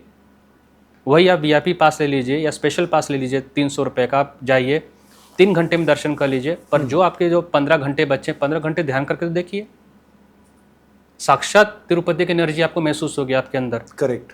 इसीलिए शिरडी साईं बाबा मंदिर में भी अगर आप बाहर निकलेंगे, बाहर 1.5 लाख की लोगों की गर्दी रहती है। जब आप बाहर निकले तो गुरुस्थान है, गुरुस्थान के सामने ध्यान केंद्र है। आप कभी शिरडी में जाए तो चीज़ ध्यान से देखना। क्योंकि जब मैं एनर्जी के ऊपर स्टडी किया तो सारे टेम्पल्स पे स्टडी किया था मैंने। जहाँ जाके टेम्पल्स हैं वहाँ पे गर्दी इतनी क्यों होती है, लोगों की विश कैसे पूरी हो जाती है, वहाँ पे क्या खास है। तो जब शिरडी में भी गया तो आप देखिए सामने जो गुरु स्थान बना है, गुरु स्थान के सामने ध्यान केंद्र है। ध्यान केंद्र में भी साईं बाबा की मूर्ति रखी गई है। बाहर 1.5 लाख लोग दर्शन करते हैं हर दिन, कम से कम मंडे टू सैटरडे की बात कर रहा हूँ, संडे दिन ज़्यादा रहते हैं। पर उस ध्यान केंद्र में आपको सिर्फ 3 या 4 लोग मिलेंगे, बस 3 या 4 लोग बस, बाकी और साईं बाबा की मूर्ति। लोग ध्यान करना ही नहीं चाहते, लोग परमात्मा से प्रेम करना ही नहीं चाहते, लोग परमात्मा से कुछ मांगने के लिए जाते हैं। Crown chakra gets balanced only when you get love with the universe. आप उसे गॉड कहिए, उसे राम कहिए, उसे रहीम कहिए, उसे जीसस कहिए। मैं इसे कुदरत कहता हूँ, मैं इसे ऊर्जा कहता हूँ, मैं इसे यूनिवर्स कहता हूँ, मैं इसे कोई नाम दिया ही नहीं। तो आप उसके साथ तभी जुड़ सकते हैं जब आपके विचार और उसके विचार सेम हो, जब उसकी आदतें और आपकी आदतें सेम हो, तब आपके विश बिफोर टाइम मैनिफेस्ट होता है। तभी मॉनेस्ट्री बन पाया, क्योंकि मैंने पूरा क्राउन चक्र पे काम किया। समय कम है, फ्लोर बन चुके हैं 2, पैसे कम पड़ रहा है, तो करूँ तो क्या करूँ? ध्यान में ईश्वर को, परमात्मा को जागृत करना ही पड़ता है। और उसे लॉ ऑफ अट्रैक्शन नहीं कहते। लॉ ऑफ अट्रैक्शन का अधूरा है। आप अफर्मेशन दीजिए, I have become rich, you will never become rich by saying I will become a rich. You start behaving, thinking and acting like a God and will become a rich. मुझसे कोई व्यक्ति पूछता है कि sir मैं लखपति कैसे बनूं या मैं लोन से बाहर कैसे निकलूं। मैं कहा किस भगवान को आप मानते? चलो एक भगवान का नाम बता दो। बोले साईं बाबा को मानते हैं। साईं बाबा के काकड़ आरती कितने बजे होती है? ब्रह्म मुहूर्त में 4:30 के आसपास होती है।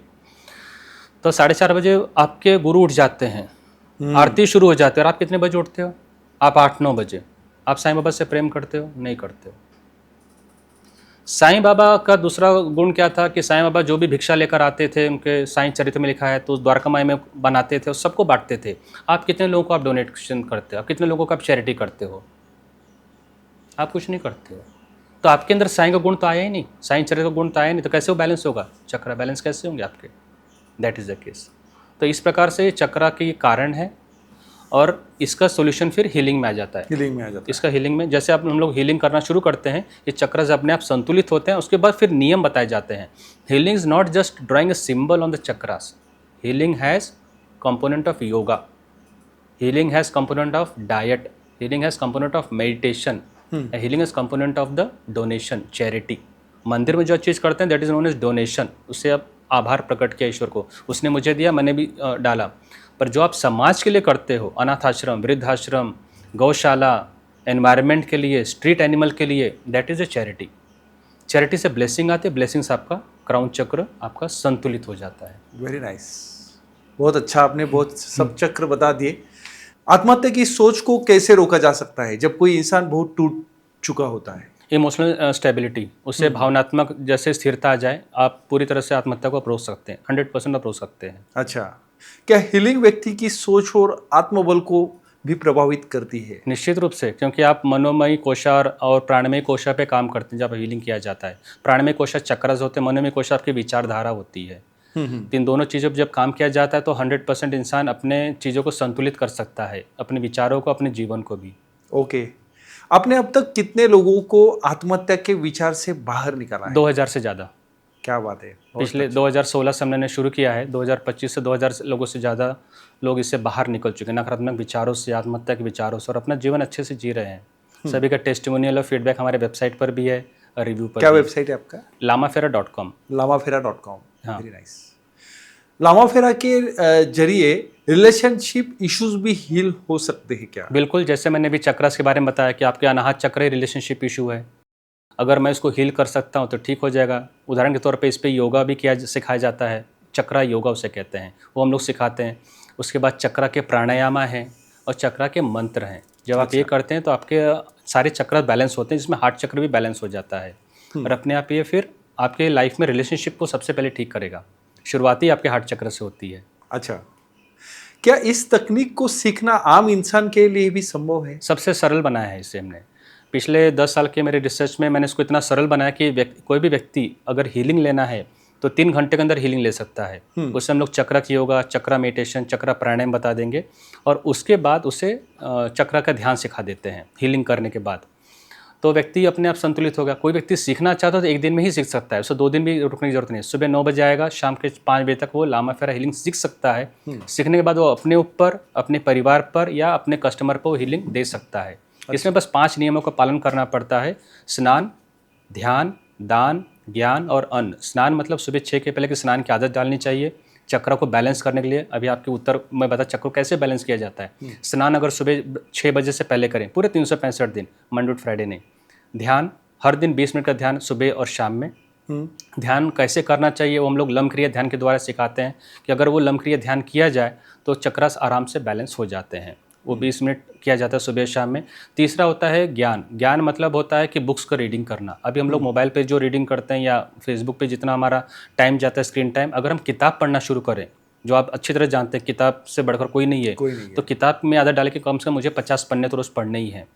उसके बाद होता है दान। दान मतलब कि आप समाज के लिए कितना कर रहे हो। आपके इनकम का 10% हिस्सा अनाथाश्रम, वृद्धाश्रम, गौशाला में निश्चित रूप से हर 1 तारीख को जाना चाहिए, कभी का बात नहीं। एक बार मंदिर में दे या न दें वो आपकी इच्छा है, आपका आभार प्रकट कर रहे हैं। मैं भी मंदिरों में देता हूँ, पर जब तक आप सोशल चैरिटी में देते हो तब तक आपको आशीर्वाद नहीं मिलता है। यहाँ से आपको आशीर्वाद मिलना शुरू होता है। और अन्न का मतलब होता है नेचुरोपैथी डाइट, सात्विक आहार। यानी कभी भी आप भोजन करें तो 8 बजे ब्रेकफास्ट में केवल फल लीजिए, 11 बजे का आपका लंच होगा, नॉर्मल लंच होगा जिसमें स्पाइसी चीज़ें नहीं होगी, नॉनवेज नहीं होगा। 7 बजे के आसपास आप डिनर लीजिए। जब आप 16 घंटे की फास्टिंग करते हैं, शाम में 7 से लेकर सुबह 11 तक, और आप बीच में फल ले सकते हैं सुबह उठने के बाद, तो आपके सारे इश्यूज, बॉडी के टॉक्सिन्स अपने आप ठीक होना शुरू हो जाते हैं। ये 5 नियम होते हैं हीलिंग में जो लोगों को बताया जाता है, जो लोग फॉलो करते हैं। अच्छा, आप अपने ISO सर्टिफाइड हीलिंग सेंटर में किस तरह की ट्रेनिंग देते हैं? इस प्रकार की उसमें हम लोग योगा की ट्रेनिंग दिया जाता है, मेडिटेशन ट्रेनिंग दिया जाता है, लामाफेरा हीलिंग कैसे सिखाया जाता है, लामाफेरा के अलावा रेकी सिखाया जाता है, और अभी नया जो शुरुआत किया गर्भ संस्कार वो भी हम लोग सिखाते हैं। प्रेग्नेंट लेडीज़ के लिए 9 मंथ तक के लिए गर्भ संस्कार भी सिखाया जाता है, जो कि ऑनलाइन होता है। तो कोई भी व्यक्ति ऑनलाइन गर्भ संस्कार ले सकता है, ऑनलाइन योगा सीख सकता है, ऑनलाइन मेडिटेशन सीख सकता है। पर जब उसे सीखना होता है लामाफेरा, सिर्फ लामाफेरा और रेकी, तो उसे मोनेस्ट्री में आना कंपलसरी है। लामाफेरा मोनेस्ट्री वो ऑनलाइन नहीं सिखाते हैं। अच्छा, क्या आपके अनुभव में हीलिंग हमेशा इमीडिएट रिजल्ट देती है?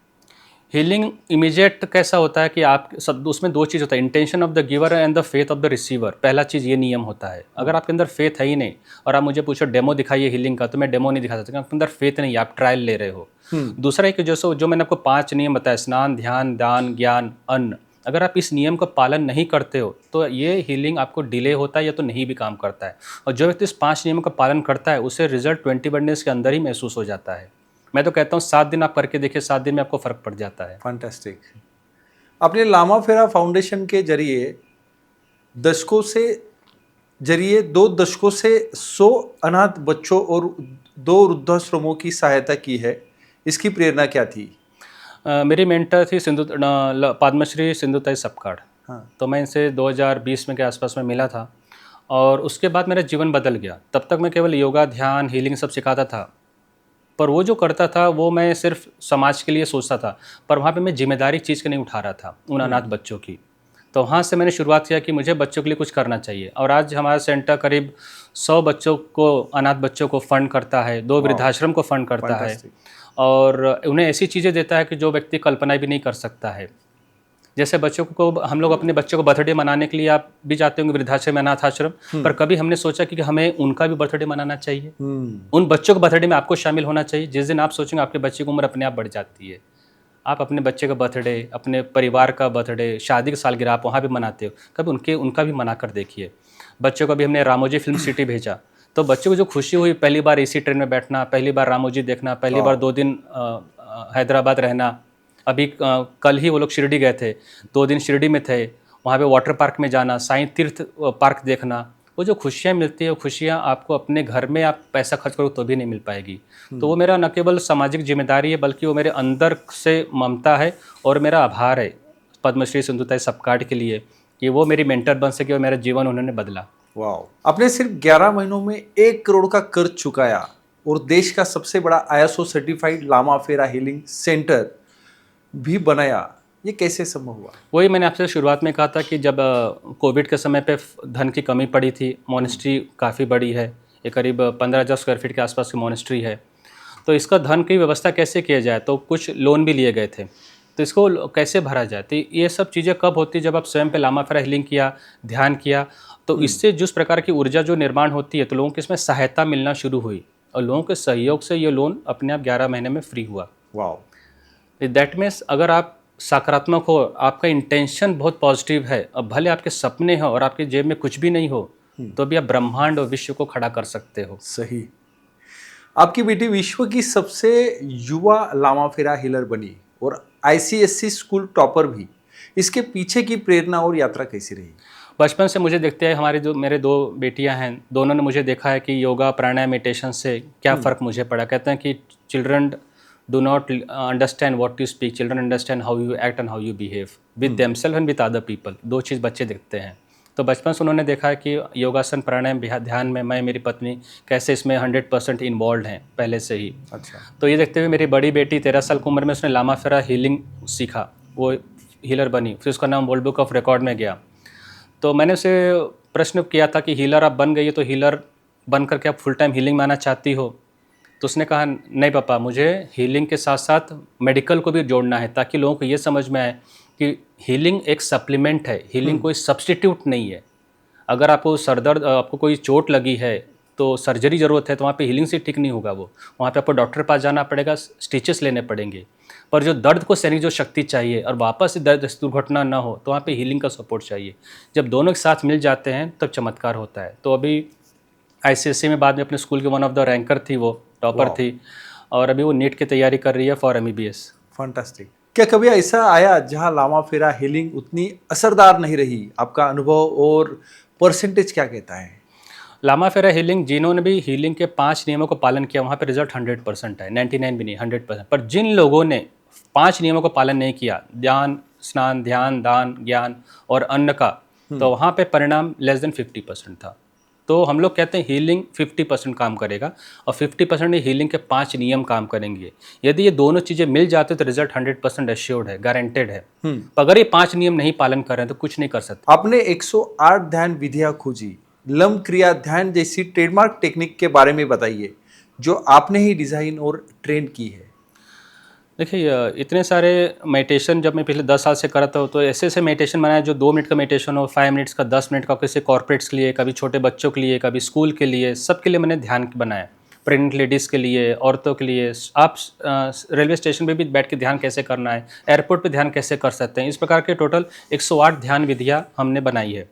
इसमें जो सबसे प्रमुख ध्यान विधि है जो हम लोग हीलर्स को सिखाते हैं, वो है लम क्रिया ध्यान। ये कॉपीराइटेड है और ट्रेडमार्क है। अच्छा। तो इस चीज़ की खासियत ये है कि आप इसको इससे करते ही आपके सारे चक्रस बैलेंस होना शुरू हो जाते हैं इंस्टेंटली। आप 90 डेज़ के अंदर आपके पूरे चक्रस 100% बैलेंस्ड हैं। ये करने के बाद आपके लाइफ में फाइनेंशियल ग्रोथ, रिलेशनशिप, हेल्थ तो होता ही है, स्पिरिचुअलिटी काफ़ी हो जाती है। और न केवल फिर आपके पास जीने का एक गोल रहता है, आपके पास जीवन का पर्पस रहता है। पर्पस रहता है। मकान लेना गोल हुआ, कार लेना गोल हुआ, शादी करना गोल हुआ, पर आत्महत्या मुक्त भारत करना पर्पस हुआ, स्ट्रेस फ्री भारत बनाना पर्पस हुआ, वायलेंस फ्री भारत बनाना पर्पस हुआ। आपके पास एक पर्पस मिल जाता है लाइफ का, और वो पर्पस मिलता है लम्ब क्रिया ध्यान जब आप करते हैं तो। आपके सेंटर को अनुशासन के लिए जाना जाता है। पिछले 9 वर्षों में आपने केवल एक ही लामाफेरा टीचर बनाया, ऐसा क्यों, जब दूसरे सेंटर में 24 घंटे में कोर्स पैकेज बेचते हैं? मैंने पहले कहा कि ये मेरा पैशन है, कोई मैंने इसे कभी व्यापार बनाया नहीं। जिस दिन ये हीलिंग मेरे लिए व्यापार बन जाएगा, उस दिन ये मेरी हीलिंग की पावर भी समाप्त हो जाएगी। तो इसका जो भी मानधन मिलता है, मैं चाहे हीलिंग से चाहे योगा से, ये पूरी तरह से जाता है अनाथ आश्रम और वृद्धाश्रम के बच्चों के लिए। तो इसमें हम उसी को चुनते हैं जिसने साधना बराबर की है, जिसके अंदर जो 5 नियमों का पालन करता है, जो पूरी तरह से समाज के लिए समर्पित है, उसी को हम ग्रैंड मास्टर बनाते हैं। इसलिए पूरे 8 साल में सिर्फ एक ही हमने ग्रैंड मास्टर बनाया है। इसके नियम, इसके जो इंटरव्यू होता है काफ़ी टफ लेवल पे होता है। जैसे हर कोई व्यक्ति यूपीएससी, एमपीएससी या जेडब्ल्यू क्वालिफाई नहीं कर पाता। अगर हर कोई व्यक्ति कर पाता तो आज इसका वैल्यूएशन खत्म हो जाता था और किसी प्रकार के लोग आ जाते थे। मैं हीलिंग का वैल्यूएशन खत्म नहीं होने दूंगा। हीलिंग को मुझे इसे कोई तंत्र मंत्र में लाना नहीं चाहता, इसे मैं किसी पूजा पाठ में लाना नहीं चाहता। It is a science beyond the science, let it be as pure as possible. इसलिए हमने केवल एक ही व्यक्ति को ग्रैंड मास्टर बनाया, वो लेडी 65 ईयर्स की और मॉरिशस की है। हमने उससे चुना और उससे ही हमने ग्रैंड मास्टर बनाया। आलोचक आपको भारत के सबसे समृद्ध हीलर्स में गिनते हैं। आपकी Innova, SUV, bullet, passion, photography, travel, आपके व्यक्तित्व के बारे में क्या कहता है ये सब? देखिए, आलोचक क्या कहते हैं, that is a critics. Critics मुझे बाहर से देखते हैं कि ये व्यक्ति इनोवा कार से चलता है, व्यक्ति बुलेट से राइड करता है। आप जो देख रहे हो वो एक अर्ध सत्य है, पर दूसरा सत्य आप क्यों नहीं देखते हैं कि ये व्यक्ति अगर इनोवा कार से चलता है या high standard of life maintain करता है तो उसके पीछे भी क्या कारण हो सकते हैं। सबसे पहले मैं प्रेरणा बनना चाहता हूँ उन सब लोगों के लिए जो व्यक्ति हमारे पास हीलिंग के लिए आते हैं। वो सब पैसे के लिए संघर्ष करते हैं, वो लोग भी किसी तकलीफ से गुजर रहे हैं। क्या उन्हें आप सपना नहीं दिखा सकते जब आपके पास खुद नहीं है? तो नंबर दूसरी बात की, जब एसयूवी लिया है, इनोवा लिया है, तो उसके पीछे भी कि जब मैं किसी तीर्थ यात्रा में जाता हूँ तो वृद्ध को लोगों को लेके जाकर, जिनके आज बच्चे साथ में नहीं है, तो उन्हें तीर्थ यात्रा कौन कराएगा? अगर आज उनके बेटे होते थे तो क्या उन्हें दर्शन नहीं कराते थे? क्या उनकी इच्छा नहीं होती कि हम लोग सिटी बस से या किसी नॉर्मल बस से न जाते किसी लग्जरी गाड़ी में जाएं? उस उद्देश्य के लिए मैंने इनोवा कार लिया। यह है दूसरा पहलू जो व्यक्ति नहीं जानता है और जो मुझे बताने की कोई ज़रूरत भी नहीं है। बुलेट मेरा चलाना शौक है क्योंकि मेरा राइडिंग पैशन है। जब तक मैं 10 जगह पे जाऊंगा नहीं, दुनिया देखूंगा नहीं, तो कैसे मैं आगे बढ़ूंगा? मैं स्क्रीन टाइम मेरा न के बराबर रहता है, मोबाइल के ऊपर मेरा कोई इंटरेस्ट रहता नहीं है, तो फिर मैं देखूं क्या? तो दुनिया देखने की मेरी इच्छा है, इसलिए मैं बुलेट राइडिंग करता हूँ। आपको भारत का भविष्य कैसे दिखता है अगले 20 वर्षों में, और आप उसमें आपकी क्या भूमिका मानते हैं? 20 वर्ष के बाद भारत में एक सचमुच एक सबसे बड़ी क्रांति आएगी। जैसे लोग मोबाइल के बारे में विश्वास नहीं करते 40 साल पहले कि मोबाइल आ सकता है, पर आया किसी व्यक्ति के विचार से। तो जो आज मैं देख पा रहा हूँ शायद कोई और नहीं देख पा रहा होगा। 20 साल के बाद इस बात को नोट किया जाए, रिकॉर्ड किया जाए, लिखा भी जाए, हर हॉस्पिटल में हीलिंग सेंटर होगा। भारत के हर हॉस्पिटल, जैसे अभी यूएस में भी ऑपरेशन से पहले भी लोग रेकी हीलिंग दिया जाता है, हर हॉस्पिटल में हीलिंग सेंटर होगा। नंबर दूसरा, हर स्कूल में ध्यान कंपलसरी रहेगा। जैसे पीटी पीरियड रहता है, जैसे कोई दूसरे सब्जेक्ट के विषय रहते हैं। हर कॉर्पोरेट ऑफिस में पहले मेडिटेशन लिया जाएगा। तो इसी प्रकार जैसे हॉस्पिटल में हीलिंग केंद्र अगर खुलना शुरू हो गया तो डॉक्टर पेशेंट को ट्रीटमेंट से पहले भी हीलिंग दे सकते हैं और बाद में भी हीलिंग ले सकते हैं। पेशेंट पर रिजल्ट बेहतर आएंगे। जैसे आयुर्वेदा, यूनानी या होम्योपैथी होता है सप्लीमेंट के रूप में, not as a substitute. Number दूसरा, जब स्कूल में ध्यान लेना शुरू करेंगे, हर एक लेक्चर की तरह, पीरियड की तरह, केवल 10 मिनट तक बच्चे आत्महत्या करने से बंद हो जाएंगे, जो हर 50 मिनट में एक विद्यार्थी आत्महत्या कर रहा है। तीसरा, जब कॉर्पोरेट्स में मेडिटेशन आ जाएगा तो ये सुसाइडल थॉट्स कम्प्लीटली बंद हो जाएगा, स्ट्रेस लेवल कम हो जाएगा और एडिक्शंस कम हो जाएंगे। ये 3 चीज़ तो निश्चित रूप से परिवर्तन भारत में आना ही अगले 20 सालों में। दोस्तों, डॉक्टर शुक्ला जी की कहानी हमें सिखाती है कि हीलिंग सिर्फ एक प्रक्रिया नहीं बल्कि जीवन के हर पहलू को फिर से जीने की एक कला है। लामाफेरा केवल ऊर्जा का प्रवाह नहीं बल्कि आत्मा का स्पंदन है जो हर जख्म को छू सकता है। हम उन्हें धन्यवाद देते हैं कि उन्होंने अपने अनुभव हमसे साझा किए। अगर आप या आपका कोई अपना किसी मानसिक संकट से जूझ रहा है, याद रखिए आप अकेले नहीं हैं। हीलिंग एक रास्ता है जो आपके सपने पूरे कर सकता है, आपको समृद्धि दे सकता है, आपको सक्सेस कर सकता है। और अगर आपको हीलिंग सीखना है तो नीचे दिए हुए नंबर पे आप कॉल कर सकते हैं। Stay inspired, stay align, only on coach Kiran Patil podcast. Thank you very much Shukla ji. Thank you वापस so आपका much, sir. बहुत तहे दिल से मैं शुक्रिया अदा करता हूँ, आप हमारे कोच किरण पाटिल पॉडकास्ट में आए और काफ़ी सारे चक्र जो है अपने उनके फायदे बताए, कैसे वो एक्टिव रखने के, वो भी आपने काफ़ी अच्छा मार्गदर्शन किया है। और मैं चाहता हूँ आप वापस हमारे स्टूडियो में आए और हमारे पूरे दर्शकों को गाइडेंस कीजिए। Thank you so much, Kiran sir. Thank you. Thank you so much. God bless you in abundance.